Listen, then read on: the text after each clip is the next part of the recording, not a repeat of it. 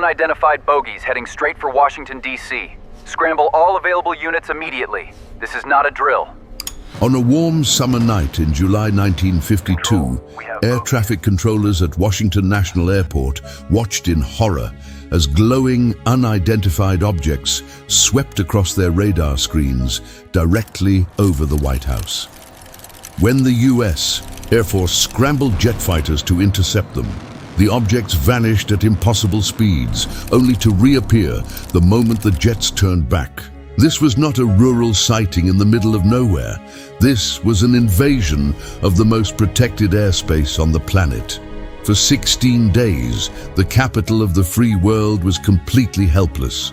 The government had to convince the public that what they saw wasn't real, setting off one of the most aggressive cover-ups in American history. Between July 13th and July 29th, 1952, over 20 mysterious objects repeatedly hovered over the White House and the Capitol building.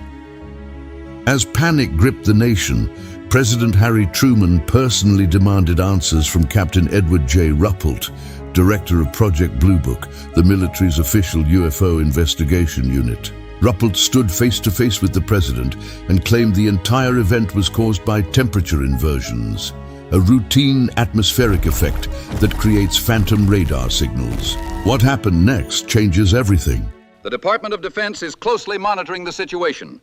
We will not tolerate any threats to national security, and our forces remain on high alert.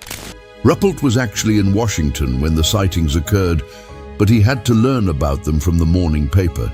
When he attempted to investigate, high-ranking Pentagon officials denied him a staff car, telling him to pay for a taxi out of his own pocket.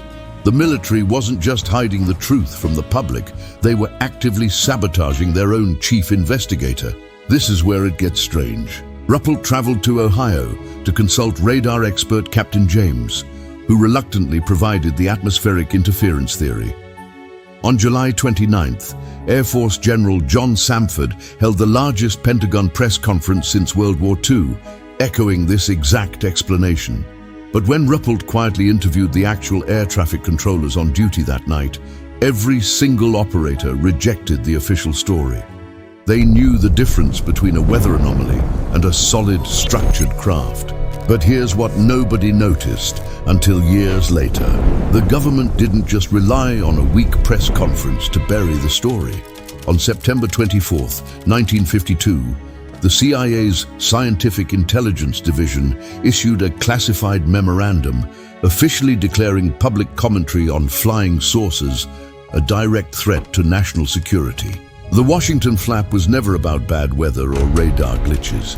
It was the exact moment the United States government realized it could not control its own skies and decided that total secrecy was the only way to prevent mass panic. If a government is willing to classify the simple act of talking about an event, ask yourself what they were truly trying to hide over Washington that summer. Drop your theories in the comments and follow for the next declassified file.